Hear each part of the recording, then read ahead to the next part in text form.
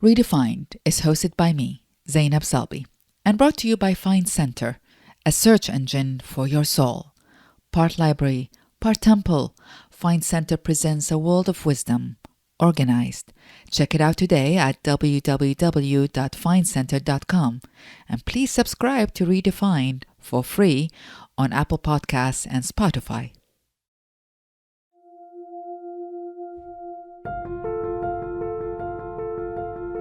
What's most important about life? What is the essence of life? Is it what we do, how much we earn, how many social media followers we have? Or is it, do we live our lives in kindness to ourselves and to others? Do we live our lives in love to ourselves and to others?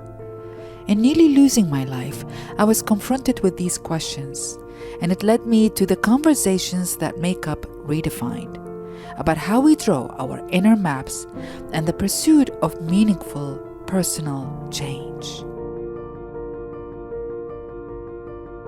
I will never forget the first time I met today's guest, Annie Lennox. We were at a charity event in London about a decade ago.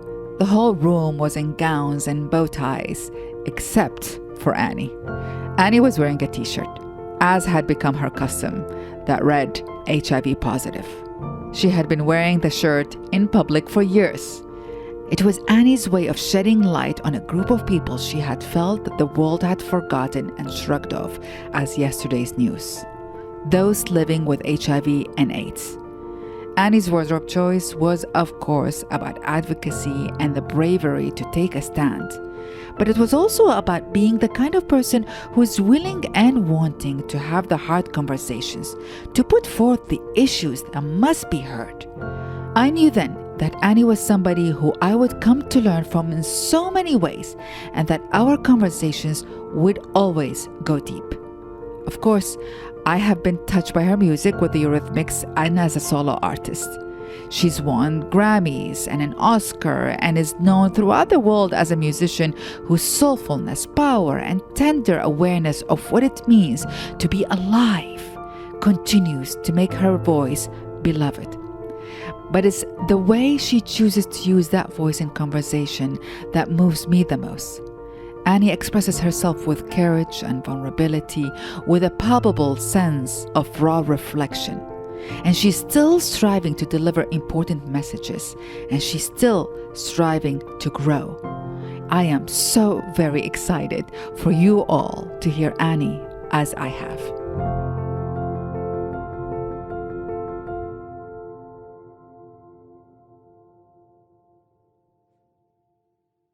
Hi, Annie. It's just you and me now. It's just you and me.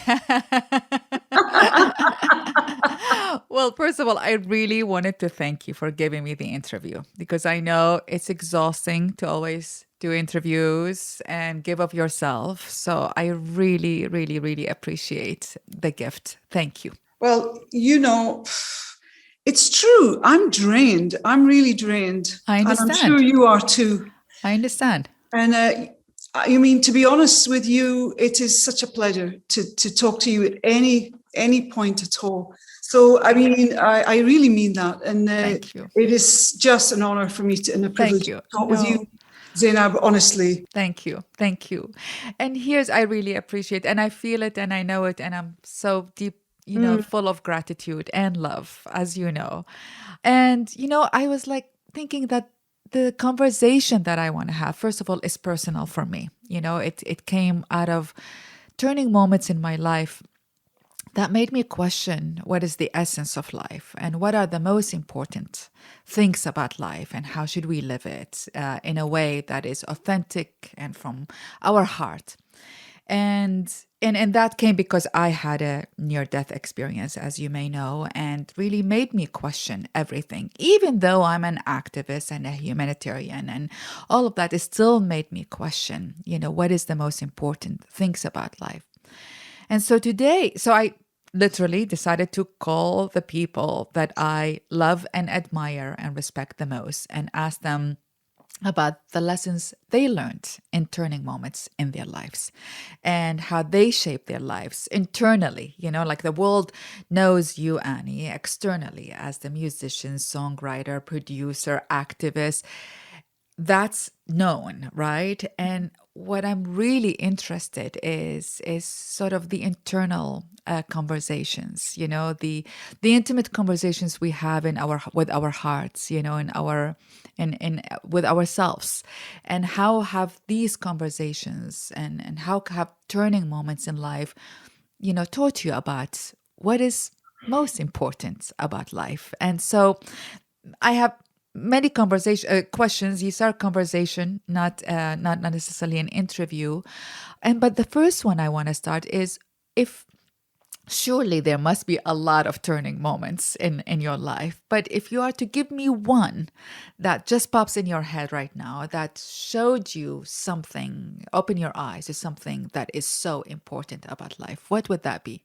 It's strange because I've been reflecting on this so much about the narrative and what is life and all the things that you wish to talk about. It's much, much deeper than the projections and the externals that people perhaps assume, And there is so much to us. All of this is surface.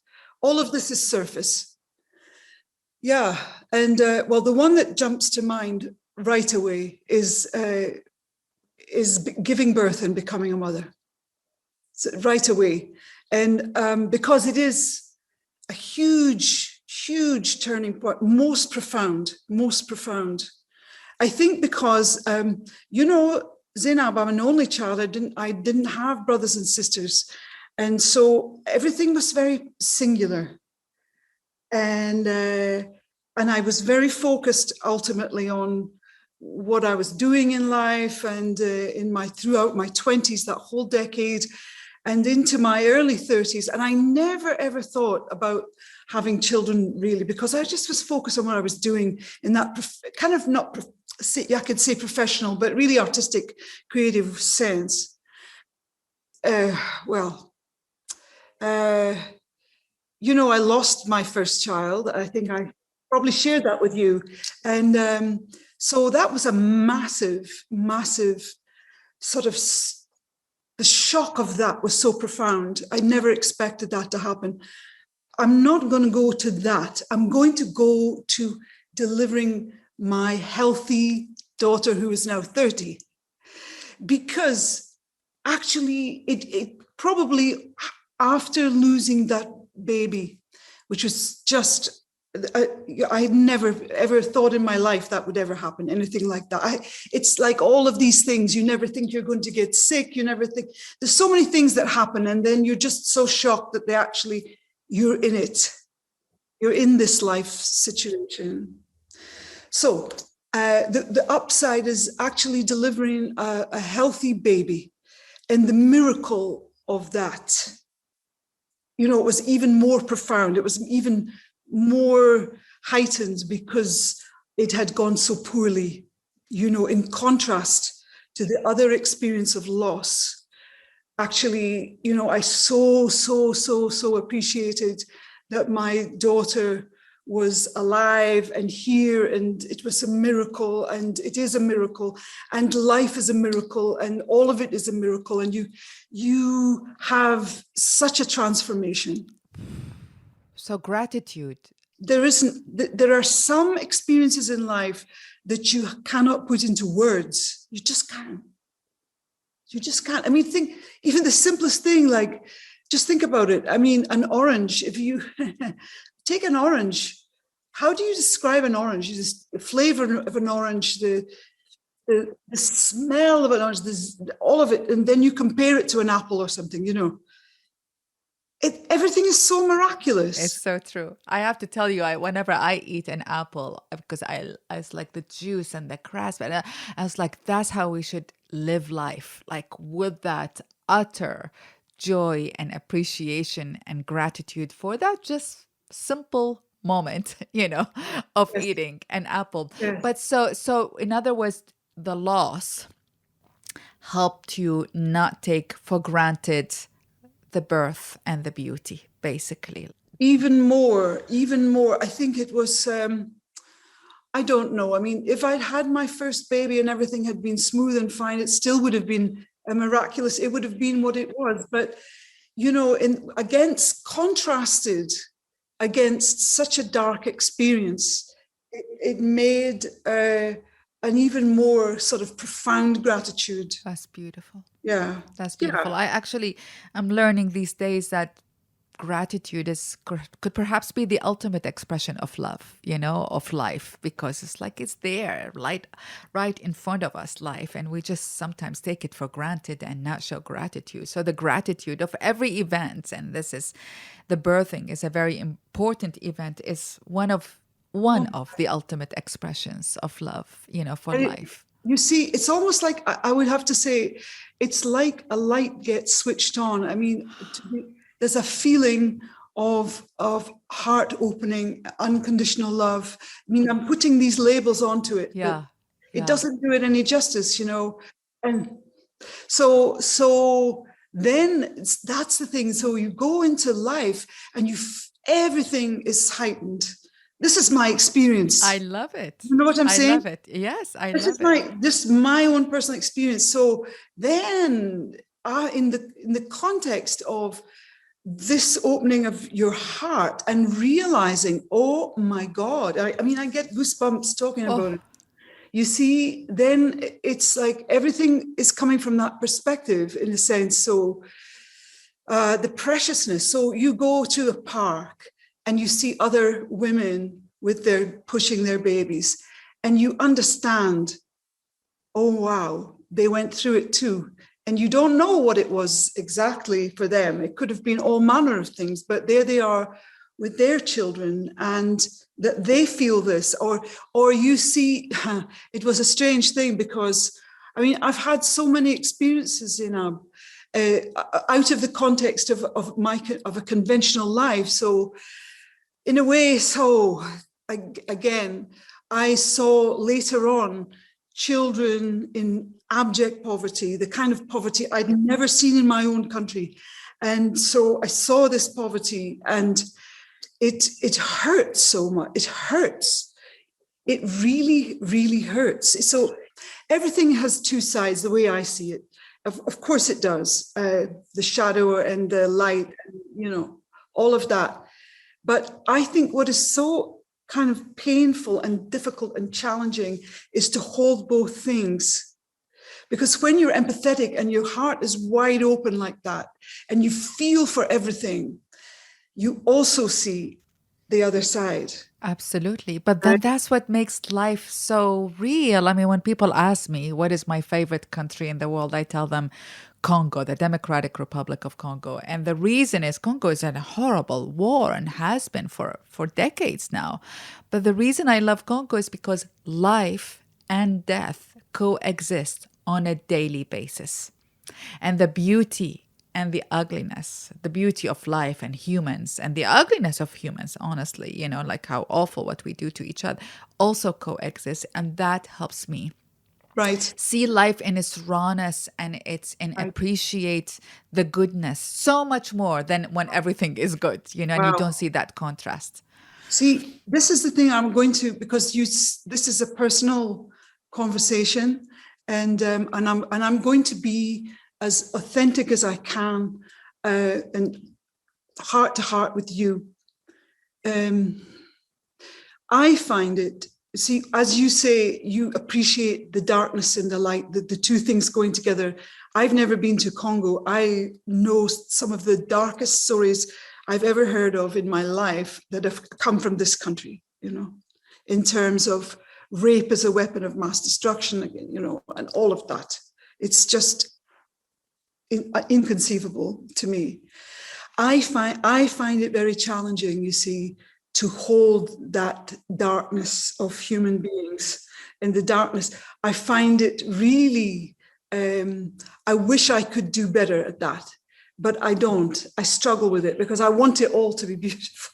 Well, but it's impossible to do better at that. I mean, it breaks my heart every time. I mean, there's a mystic poem, a Sufi, I think it says, "Oh, break my heart again, so I can love even more. So for me, the way I deal with it is in the heartbreak at seeing humanity doing to each other and to earth what we do.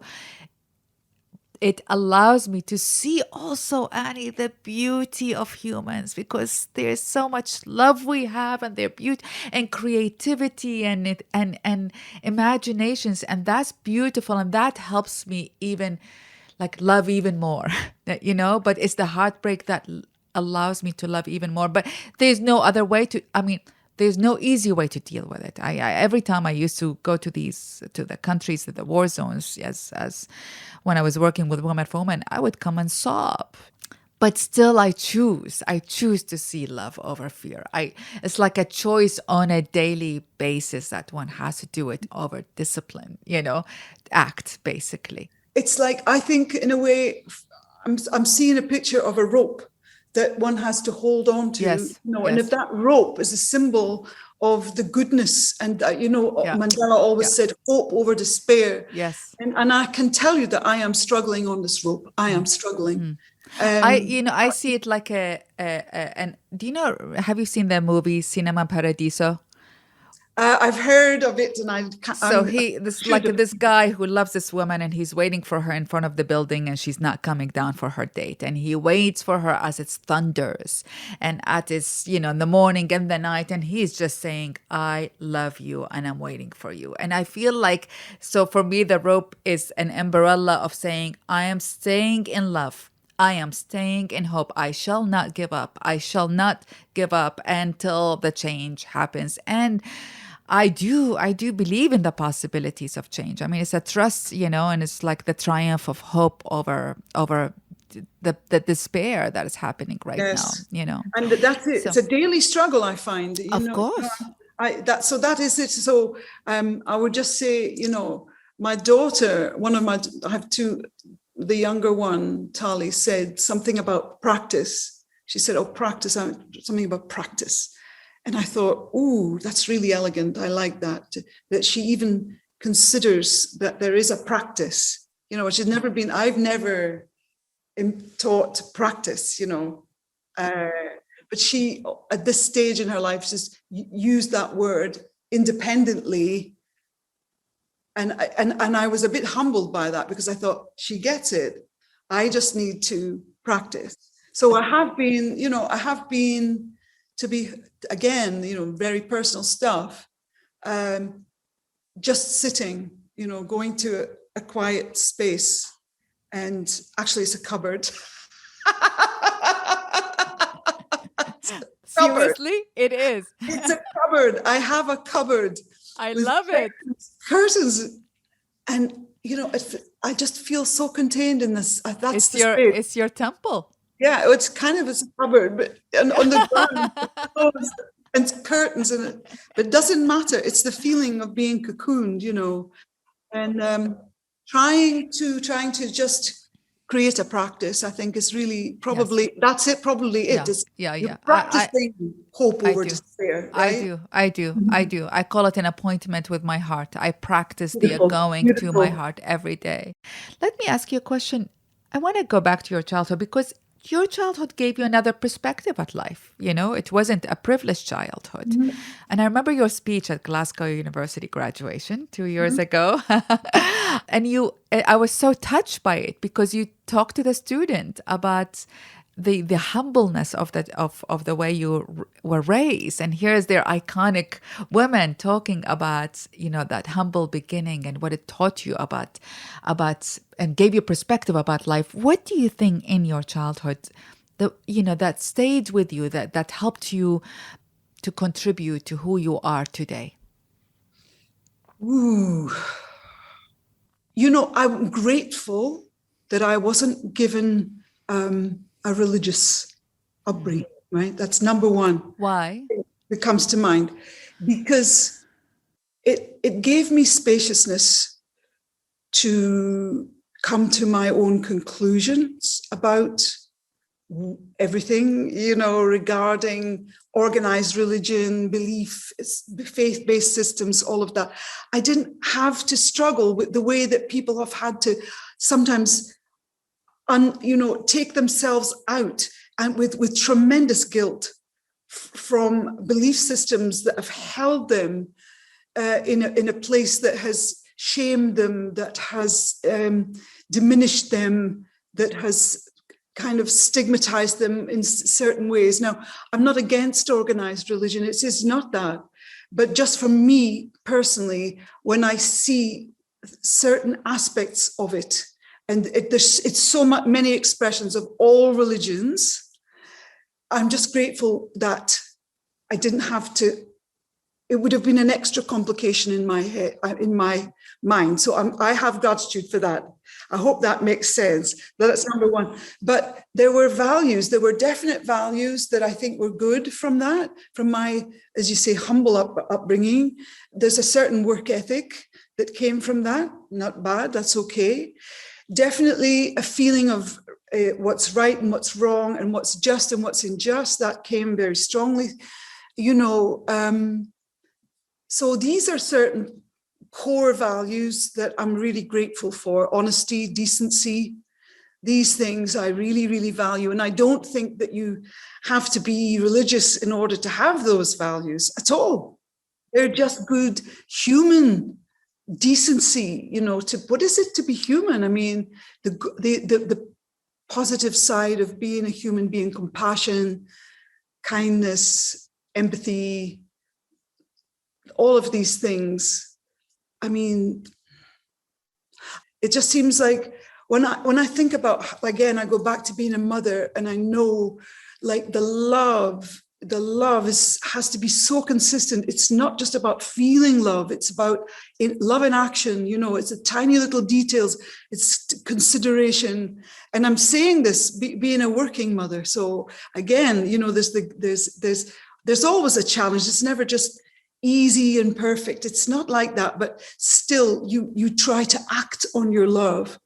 I feel like the foundation of love is almost the best thing a parent can give to a child, and that love can happen also in poverty and in wars and all of that. At least that's what I learned in my life growing up in war, that the one thing that I never questioned, and I've been through war and, displacement and marriage and rape, arranged marriage and rape and all of that. But the one thing throughout that held me together as an individual was I always knew that my parents loved me. Wow. And honestly, it is true. I really always knew. And that, one time my father asked me, he said, was I a good father? And I had a very tumultuous relationship with my father, but also a life of turmoil, with a lot of, richness and poverty and country in war. But I was like, the best gift you gave me is love. And I never questioned his love, or my mom's love. And from that, you can deal better, just a little bit better with the pain, And, it seems, from when I hear you, it seems that you had that love, Annie, from your parents. I did. I know that I was loved. But in my culture, the love was expressed mainly by taking care. It was not an affectionate necessarily. There may have been affection, but it was constrained. I mean, I just wanted to run away. I just wanted to get out. There's conflict. There's a lot of conflict. It's a strange thing because this lockdown that we've been through and that we're coming out of and we're going back into, I don't know where we're exactly at. The world is it's so much at odds with COVID and the different circumstances that we all seem to be living through. It's given me opportunities, and like everybody, I'm sure, to reflect a lot. And for some reason, my childhood just comes back, and it's as if there's something. I feel that I still have a lot to come to terms with. It's even though you can dig and dig, but there's still a lot in there that I don't think I've quite come to terms with. In terms of with your parents or with everything, everything, just about everything. And, I'm doing that. I have counsel with a wonderful therapist once a week. I speak with her, and she has become like a friend, like a very good friend who I can speak with. And I'm saying this to you because the disclosure is something that is important, that people know that it's having therapy is a really good thing if you can get access to it. I think there was a tremendous stigma surrounding something like the word therapy, like, oh, there's something wrong with you. Well, actually, there's something wrong with everybody. Absolutely. Who doesn't? And for me, when people ask me, I mean, sometimes even you ask me, Annie, on Instagrams, like, what are you reading? It's like really all what I learned is through my therapy with my therapist, and it's like it's an internal process. That's my biggest learning is as I work on myself and Yeah. dissolve my pain and my, anxiety and my all of these things, they get dissolved. So and then in that they become, I call it a book in my library. Oh, that's depression. Oh, that's loneliness. Oh, that's anxiety. Oh, that's happiness. Oh, that's joy. Oh, that's love, and then it makes me feel empathetic as people go through the same emotions at different parts of their time. Yes. I just wanted to quickly just put in before I forget, which I have tendency to do. We all do as we get older, particularly. Oh, oh boy, and some. It's really embarrassing at times. Trauma. That's what I wanted to say to you. When you witness the things that you've seen, Zainab, in Congo or in former Yugoslavia and all of the places where you've witnessed really horrendous things, I think you have to process trauma because it's traumatic. I mean, I have not. I've seen some desperate situations. They have never left me. I'm sure everyone that you've ever encountered, they never left you. It did something. There's another, again, we talked at the beginning about something that was hugely transformative in your life. And I would say every encounter that I've had, where I've had to witness something that was not common to my former experience, it's kind of, it was a learning curve. Yeah. But I reach a point now where I am so deeply, deeply, I mean, I can tear up, grateful for all of these awfulness that I either personally face or that I witness in others, because the witnessing of that helped shape me who I am today.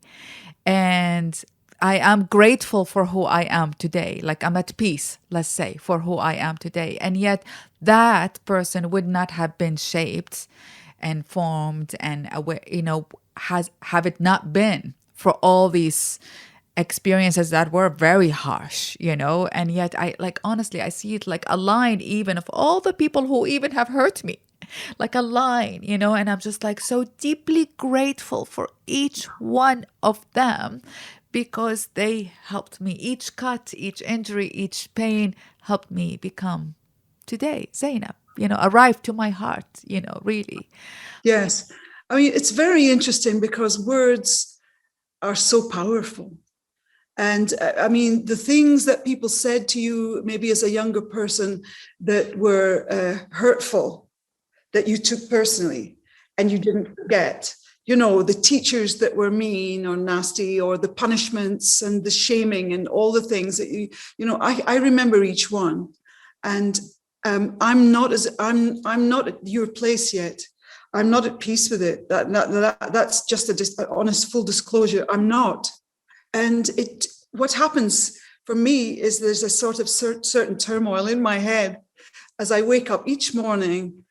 It all comes back, everything, just kind of, the thoughts. It's as if there's just a bag of negative thoughts in my head. And I have to work on that. I have to really work on that because, my tendency is to avoid. My tendency is to displace, to cover up, to just say, oh, put it down. And there it is. It's just bubbling away. And I think so.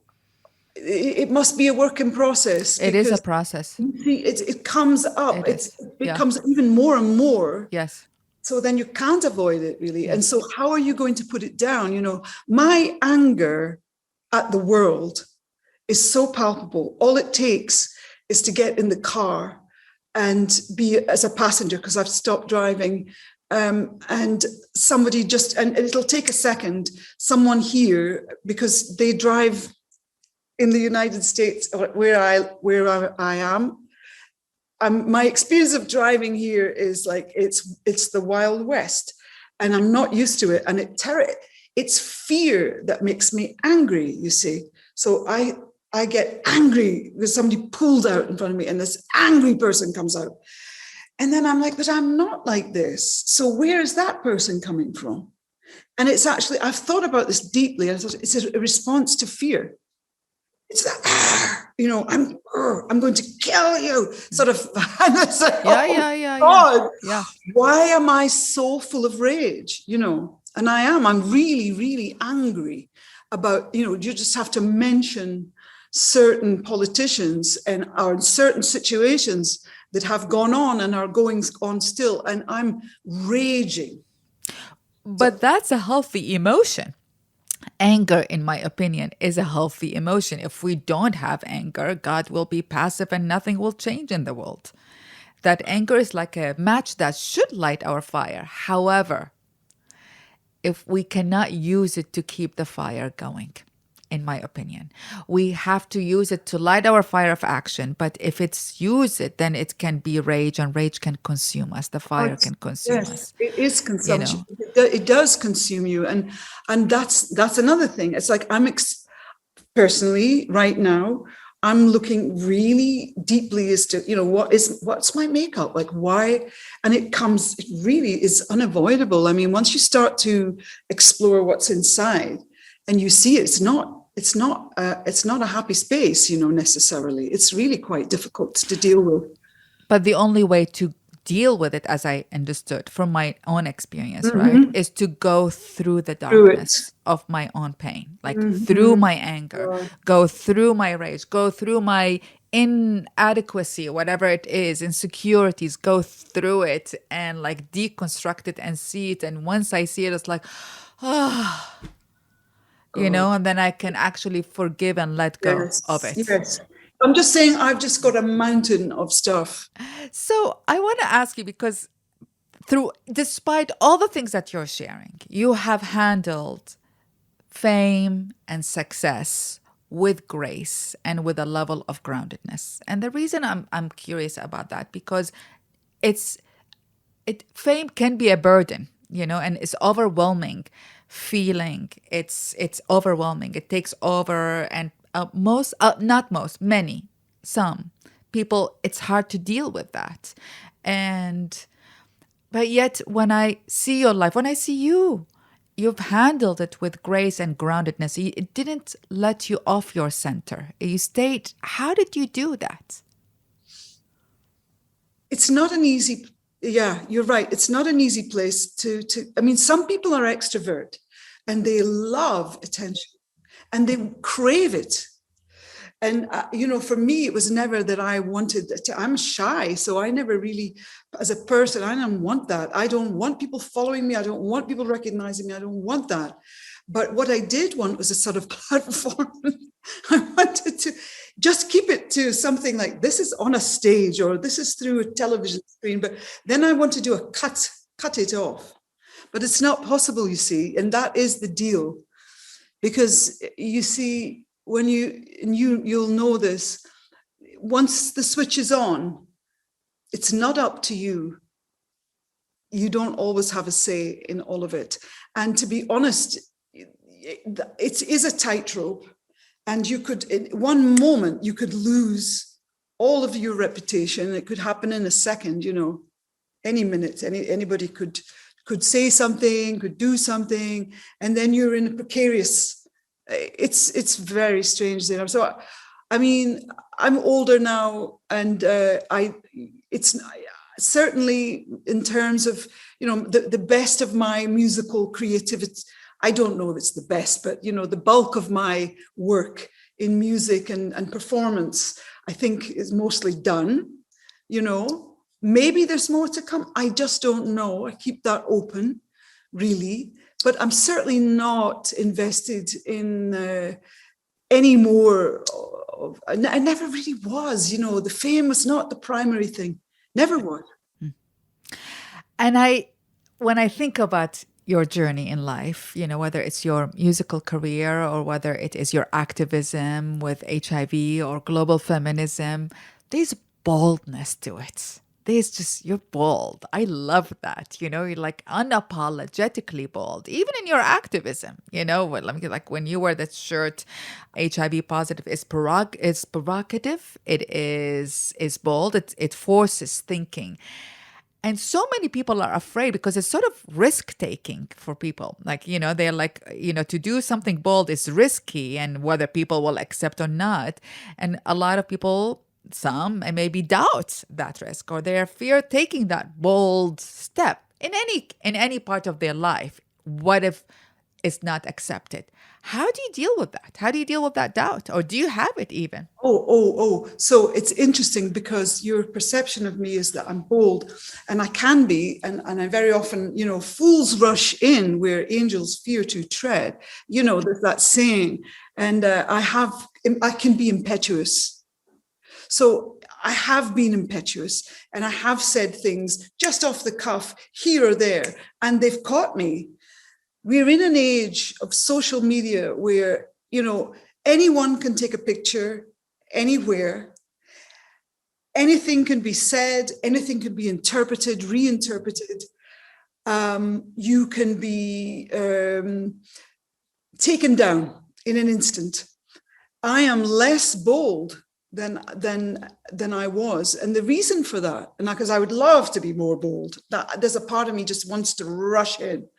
But I am more cautious because in this age where everybody has a say and everybody has a means to put somebody down, I tend to not want to get so much into the fray because I see a lot of that energy is just a waste.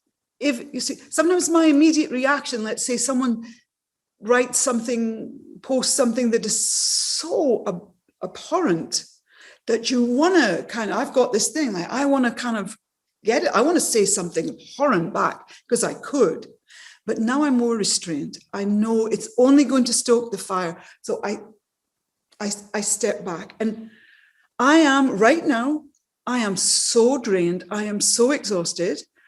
I know that if I have a little break, because I haven't stopped, I was meaning to take a sabbatical, and then COVID hit. And then I sort of was like, okay, I need to communicate with people. So I started to really kind of find a way. And it was music that, there's my balm. Music has been like my good friend all along, in the simplest of way, with my iPhone and little tripod and the light and my piano and what have you. And I sort of found my own track throughout all of this. So I want to now be more considered than just, impulsive. And I want to have a little break if I can, and just to kind of, those snow scenes that you shake them in the snow. I've been like that. I've been shaking all along, and it's as if I want to stop. I don't want to leave the snow scene. I want to be there, but I think like everybody, talk about self-care. I think I need some self-care. Well, it's very important. I wonder, do you think you've had a glimpse of that when in the 9 years that you took off from being in the public? Was that, or were you really busy with the kids? Well, I always had one foot on one. I always think of it as one foot on one island and one foot in the other. I never really left. Wow. You're talking about when I was like having kids and they were young, right? Yes. Yeah. A long time To be ago. Because honest, these are bold. This is why I think it's bold. It's like you felt something and you acted on it. So bold, not necessarily, I didn't think of it as aggressive, but yes, courageous. I understand what you're saying. Yeah. I feel things very obviously. I feel things. And, all musicians, all writers, they have something. It's like they need to express that thing that they're feeling. And I did realize that I did have a bit of a platform where I've never just wanted to be an entertainer. Entertainment is fine. There's nothing wrong with that. That's great. But I always thought that music, for example, music, dance, art, film, this all has potential to change people's hearts and minds, And it's not that I want to change people's hearts and minds, but it's just more to express something deeper than just like, I'll just entertain you. Well, you inspire people's hearts and minds. Yeah, you inspire my heart and mind. You do with your words and your feelings. So passing on inspiration. Yes. It's not, you see, it's not that I am inspirational. It's not that. Inspiration to me is a conduit. And if you can capture it in some way, in some form, like I say, in film, book, art, expression, it's a conduit, and you passing this on, that's how it feels to me. It's like we're in this ether. Is there such a word as etherical? I'm going to make it up. Etherical. But it's so beautiful. I mean, we talked about, concept of religion and God earlier. And I feel, I'm on the spiritual side, and it's very personal. I don't study with anybody or anything like that. It's just a personal feeling. And I feel all what God wants out of us. And even if you don't believe in God, all what the divine, all our purpose is as simple as in this earth, regardless of religion or God or divine, is to give the best out of us to our society, our community, ourselves, our neighbors, our family, to give the best out of us. And I feel when I hear you, Annie, is you have a gift and you constantly gave the best out of you. And when we do that, then we inspire the others, and then the gift gets passed on in different ways, and 1 million person make your gift into part of their gift as they rise in their gift as well. Yeah, thank you. Thank you so much. I don't know what else to say. I don't know. It's okay. I want to talk to you. I want to just go into something that when you're young, you really do feel that the world is like this is huge horizon in front of you that's endless, and as soon as you get to that line of the horizon, there's another horizon. And so now that I'm older, see, this horizon, I'm sorry, I keep repeating myself. As a younger person, it's like I can envisage this horizon, anything could happen. That now I crossed the line. And now I'm looking back. And that is it. So now for me is that, looking, and I know, Zainab, because you went through what you say as a near-death experience now, that is so strong to go through an experience like that, and to come out the other side of it going, I'm still, this body, this consciousness, I'm still on this earth. I'm still here, and it didn't get me. Death didn't actually. Well, it's so interesting because it's humbling. It made me more humble because, my wanting to stay alive, and I was surprised because I actually really, I grew up in war. Death was part of my existence in a very clear way. So I was like, okay, but it was humbling to want to stay alive. It was humbling. Like every part of my existence became a humbling experience that I am human being in this earth is a humbling experience. And while before it was like I was led by a brain and I have to do this and I want to change the world and I want to help it became, I still want to give the best out of me to the world, but it's just more humbling that it could all go like this. That's the point. It just can go like this. All go like this. right? Yeah, and It's, yeah, and that it's is not only our life, our homes, our everything, our material everything. possessions can It all go will. like this. It will go. It will go. You will leave it. That's so beautiful. I mean, I'm tearing up as I Yeah. hear you say it because it Yeah. resonates with my heart. If we know that we are here in a temporally and honorable place, yeah, like it's humbling. So how do we honor that existence? So we're really now in a really strange, precarious place. Well, maybe our jobs now, and I'm just thinking out loud here with you, and I'm thinking about a friend of mine who believes that what we need to do is generously listen to each other. Maybe our job right now is more listening to each other. And she created a foundation called the Vuslat Foundation, which is all about how to generously listen to each other. And her argument is that if we spend the time to like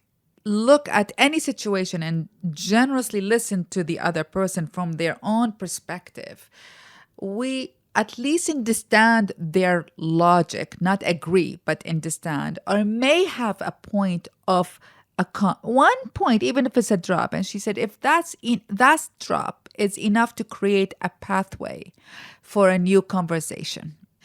Annie, I've taken a lot of your time, but I do have Oh, I love it. Let's talk the few whole quick day. questions for you because you mentioned your daughters. I know I'm following Lola's thriving Oh, success, thank which is you. so Thank you. exciting. It's so Wow. beautiful Oh, also thank to you. witness. Thank you. What, if I am to ask you, what would you share to them, to the world, to me about love? I mean, because you've had your journey in love, and a different manifestation. Because I'm lately exploring the concept of love not as a structure, not as a room with walls, here, but as a molecule or a cell that keeps Oh, on nice. shaping itself in a different way, like these balls, like in the, I don't know what you're talking about, like it keeps on shaping itself. Yes. It takes different manifestation. And so Yes. it's free form as opposed to structure.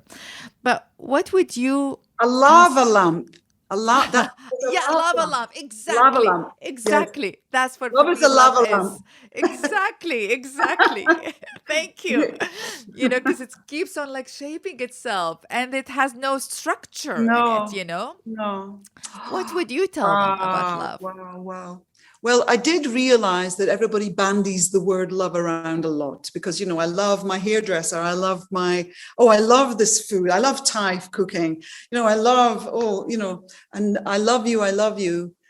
We can say it so easily, and yet we can just drop it in an instant. You can break someone's heart after you've told them that you love them. You can do it the next day or the next instant by saying something else. So I do think of it. There's different types of love, and that we haven't really understood that. And certainly the people behind in advertising understand about eros, because they use it to sell, and it is so magnetic. The erotic side of love, romantic love, it seems to drive us. And yet the other side of love, agape, the unconditional side, is that aspect that actually if we could get there, a lot of our issues would be solved, because then that would be about relationship, universal relationship to all, to everything. And I don't know if you get to this enlightened state of nirvana where all you can see is love, love, love, love, love, this unconditional love. If that was possible, if you could embody it, if your consciousness was just saturated with unconditional love, I mean, that would be bliss. Totally. Isn't it? I mean, I know that when I've had anesthetic, and they give you anesthetic, and there's just a moment when you kind of, all the cares in the world. Morphine does this. Morphine did that in Morphine the definitely hospital. does I this. was like, Takes wow. Yeah. away all the cares, and so there's this kind of divine, blissful feeling, spaciousness, and all the problems, they just melt away. And I mean, if only we could feel this, just if we could all feel it, imagine the transformation that could happen. Completely. Can I tell you a trick I learned from an energy healer, just clear For sure. energy. Sometimes we do things, everything I experiment with to I'm up heal. for it all. And she taught me this trick. Share. Really, it's really helpful. I do it every time I'm upset or I'm not in the love, right? She says, go to your heart and imagine there's a flower, a pink flower in your heart, And then from there, she said, take your antenna and take it all the way up above Earth and go into the galaxies and and see Earth from that far away, And I swear to you, this always does the trick, because it's sort of like when I see the problem or whatever it is from that far away, I am all love. I can go there fast, now, especially to calm myself if I'm upset at something, It's so it's a very easy trick that I learned from an Really energy nice. healer, and I do it all the All time the to time. help me, to get back to my That's it. calmness whenever I lose that, go to the antenna all the way up Wonderful. to the galaxies and then see Earth from there. Wow. I see things all around me all the time that, like, I see strange things like, oh my goodness, I want to share something with you. So can I share something? Please. So this was a beautiful moment I just had 2 days ago. So there's a lot of glass in the house and where we live.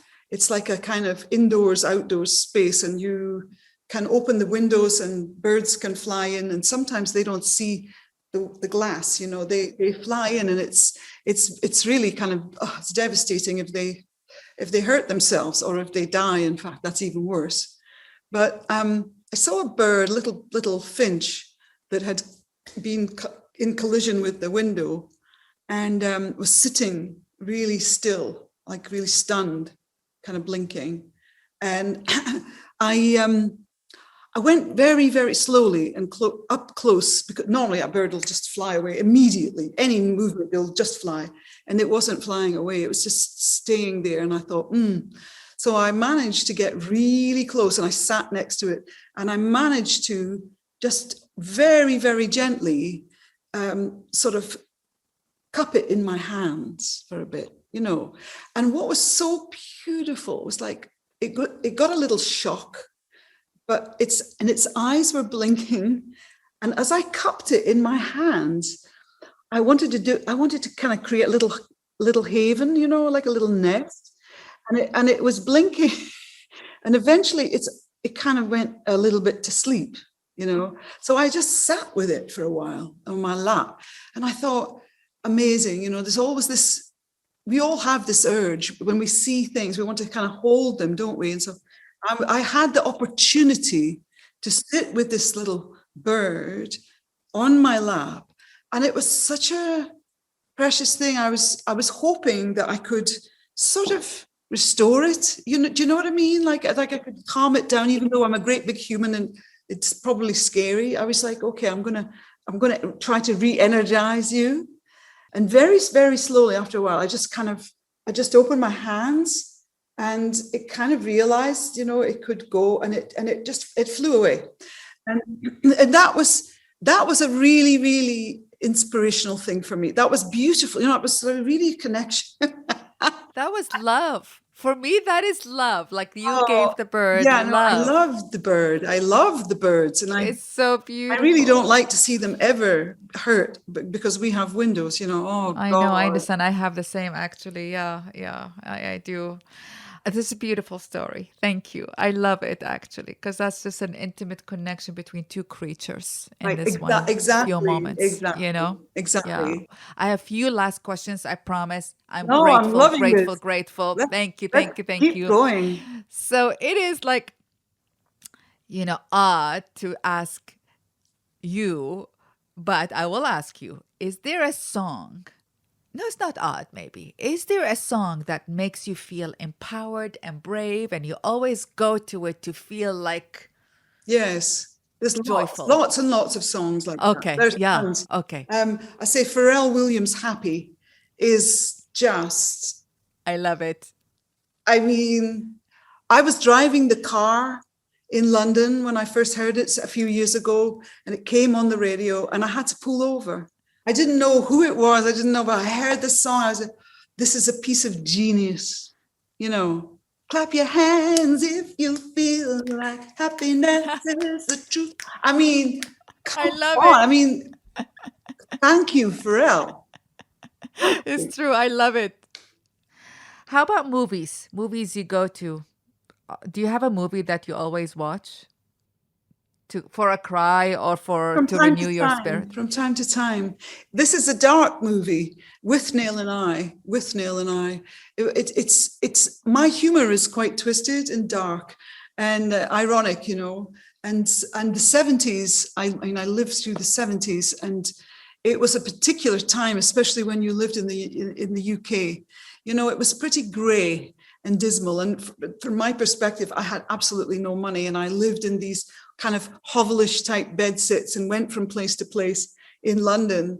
And so I know the scenario in With Neil and I really well. The encounters with really dodgy people and crazy situations that were untenable. And it's just, it's so much about Britain in that time, and relationships between people, the kind of undertones of poverty, and also the aristocracy, and the kind of contrast between the two, that kind of class system, that I've always hoped would kind of eventually dissipate. But it was still very strong, actually, in the 70s in a way. So With Neil and I, is a masterpiece.